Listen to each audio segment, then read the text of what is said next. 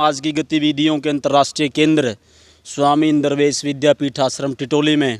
और यहाँ चारों वेदों का चतुर्वेद पारायण महायज्ञ आज से यहाँ प्रारंभ हो गया है। लगभग 14 दिनों तक ये निरंतर कार्यक्रम यहाँ चलेगा और लगभग पिछले 14 वर्षों से इस कार्यक्रम का आयोजन निरंतर आर्य समाज सार्वदेशी कार्य युग परिषद कर रहा है। आज इस समय हमसे बात करने के लिए जींद जिले से छात्र गांव है, बड़ा प्रतिष्ठित गांव है। छात्र गांव से आर्य समाज के कुछ कार्यकर्ता आज हमारे साथ यहां मौजूद हैं। कार्यक्रम को लेकर के भी उनसे बात करेंगे और वर्तमान में जो सबसे बड़ा मुद्दा जो चला हुआ है किसान आंदोलन, उसमें छात्र गाँव की बड़ी विशेष भूमिका है। उस विशेष भूमिका को लेकर के भी उनसे बात करेंगे। तो आइए बातचीत का सिलसिला प्रारंभ करते हैं। आदरणीय हमारे एक युवा साथी आदरणीय भाई श्रवण कुमार जी हमारे साथ उपस्थित हैं। सबसे पहला सवाल उन्हीं से ले लेते हैं।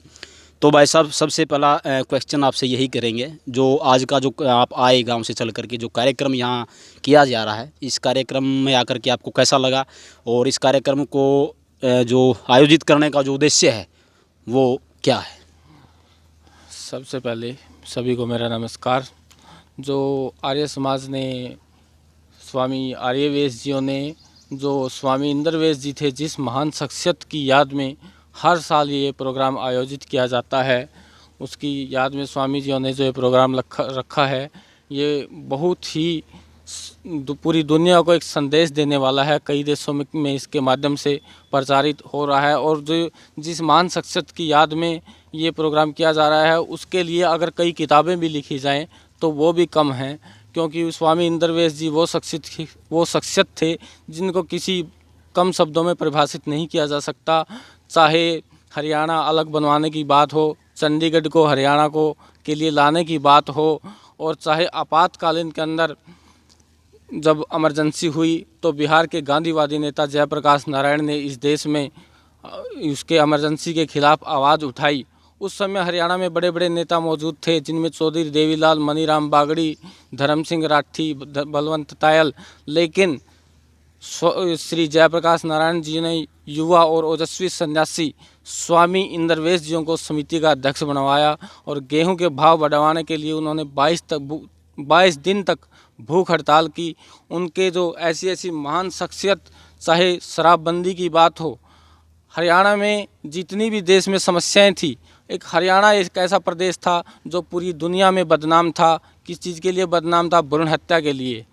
हरियाणा में आज भी जो रेशो है वो सबसे कम, पूरे देश में सबसे कम था 2005 में। आज तो मोदी बोलता है बेटी बचाओ बेटी पढ़ाओ, मोदी के नाम पे जय जयकार हो रहे हैं, लेकिन इस चीज़ का कोई असली हकदार है तो वो आर्य समाज है। और आर्य समाज में इसके सब, स्वामी इंद्रवेश जी जो आज इस दुनिया में नहीं हैं, इसके सबसे बड़े हकदार वही थे, क्योंकि 2005 में उन्होंने इसके ये माना था कि सारी दुनिया की समस्याएं एक तरफ है, अकेली समस्या एक तरफ है। इसके खिलाफ अभियान चलाया। 2 बहनें, वीरांगना बहनें, प्रवेश आर्या, पूनम आर्या, दोनों को इसका अध्यक्ष और संयोजक बनाया और गांव-गांव में जाकर प्रचार किया। जो भी ये मेडिकल ये भ्रूण हत्या करता हुआ मिलता था उसके खिलाफ FIR हुई। और आज हरियाणा में उस समय रेशो 861 था, आज 933 पहुंच गया है।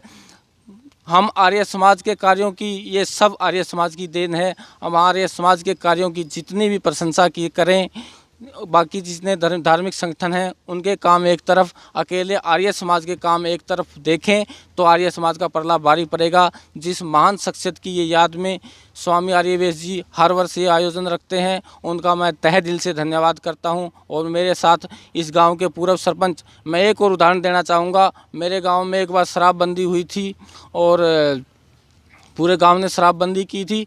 उसके बाद चुनाव हुआ, स्वामी इंद्रवेश जी भी आए थे उस समय, और उसके बाद चुनाव हुआ, लेकिन हमारे गांव में चुनाव नहीं हुआ। आपको जानकर गर्व होगा कि स्वामी इंद्रवेश जियों के परम शिष्य छात्र गांव, जहां 12,000 मतदाता उम्मीदवार के भाग्य का फैसला करते हैं, उस एक गांव में पहली बार एक आर्य समाजी व्यक्ति को सर्वसम्मति से सरपंच बनाया गया था। इन्हीं बातों के साथ धन्यवाद।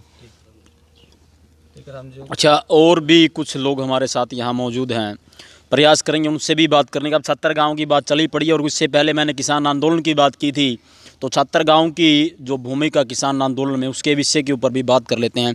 एक युवा साथी आदरणीय भाई साहब जोगिंदर जी हमारे साथ मौजूद हैं, उनसे भी पूछते हैं। तो भाई साहब आपसे यही पूछेंगे, किसान आंदोलन जो आज 97 दिन हो गए चलते चलते, उस किसान आंदोलन में छात्रगांव की क्या विशेष भूमिका है? सबसे पहले बाबा मनसानाथ की जय, आर्य समाज की जय। आर्य समाज में जितने भी संत पुरुष, महापुरुष, योगीजन जिन्होंने आर्य समाज के लिए अपना बलिदान दिया, राष्ट्र के लिए अपने बलिदान दिया, देश के लिए उनसे प्रेरित होकर बलिदान दिया, उन सब के नतमस्तक, उनके चरणों को प्रणाम। और रही बात आर्य समाज के अंदर छात्रगांव की, छात्रगांव एक ऐतिहासिक गांव रहा है। हमारे इस गांव में आज भी अगर कोई काम बेड़ा उठा लें तो उसको पूरा करके रहते हैं। और आर्य जब इन्होंने देखा कि किसान के साथ बहुत अत्याचार हो रहा है और आज किसान ये लड़ाई लड़ रहा है कि हम अपने हक लेकर रहेंगे, 3 काले कानूनों के खिलाफ जो आंदोलन छेड़ा हुआ है उसके खिलाफ छात्रगांव ने भी एक आवाज़ भरी और पूरे गांव ने कम से कम 30-40 लाख रुपए इकट्ठा करके इस आंदोलन को देने का काम किया। और 26 जनवरी के दिन कम से कम 250 ट्रैक्टर हमारे गांव में भरकर इस आंदोलन के लिए चले।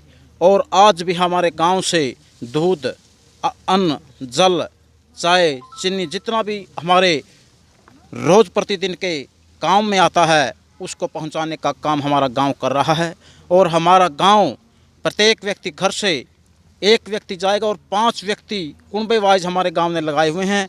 इस करके कुछ हमारे गांव में 70-80 गाँव 5 दिनों में 70-80 व्यक्ति गांव से आंदोलन के अंदर जाते हैं।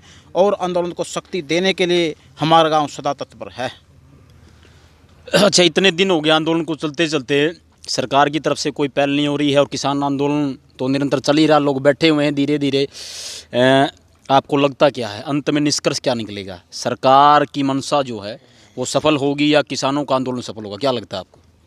देखिए, ये पूरे राष्ट्र के गर्व की बात है कि आज ये आंदोलन किसानों ने अपनी सच्चाई, अपनी ईमानदारी, अपने बलबूते के बल पे छेड़ा हुआ है।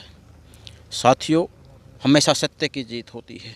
अगर हमारे किसान सत्य के इस बलबूते पे डटे रहे और हमारे नेता जो अग्रणी 42 कमेटी के सदस्य जो इसके लिए काम कर रहे हैं, अगर वो ईमानदारी और सच्चाई से इस जनता के बीच में डटे रहे तो निश्चय ही किसान की जीत होगी, सत्य की जीत होगी और अधर्म हार जाएगा। उसमें सरकार हो, चाहे बड़े बड़े भी अत्याचारी क्यों ना हो, कितने भी पापाचार करने वाले क्यों ना हो, जुल्म करने वाला कोई भी क्यों ना हो, रावण जैसे भले भी अधर्म के कारण हार गए, सत्य के सामने कोई नहीं टिक सकता। अगर किसानों के इस आंदोलन में सत्य है, सच्चाई है तो वो जीतेगा, हर हाल में जीतेगा और पाप हार जाएगा। इससे सत्य के सच्चाई की जीत होगी और पाप की हार होगी। तो साथियों, ये छात्रगांव से जत्था यहाँ मौजूद था और हमने उनसे बात की आर्य समाज की क्या भूमिका है, इसके विषय के भी ऊपर उन लोगों ने प्रकाश डाला। और वर्तमान में किसान आंदोलन जो चल रहा है उसमें छात्रगांव की क्या भूमिका है, उसमें भी उन साथियों से हमने चर्चा की, उनसे पूछा। कुछ और लोग भी हमारे साथ यहाँ मौजूद हैं, प्रयास करेंगे उनसे भी बात करने का। इस वीडियो को फिलहाल मैं यहीं रोक रहा हूँ, अगला अध्याय जो बनाएंगे उसमें जो है अगले लोगों को हम कवर करेंगे। देखते रहिए बोल हिंदुस्तान। मैं सोनू आर्य, फिलहाल टिटोली आश्रम, रोहतक। साथियों, ज़्यादा से ज़्यादा हमारे वीडियो को लाइक करें, शेयर करें, कमेंट करें और चैनल को सब्सक्राइब करना ना भूलें। धन्यवाद।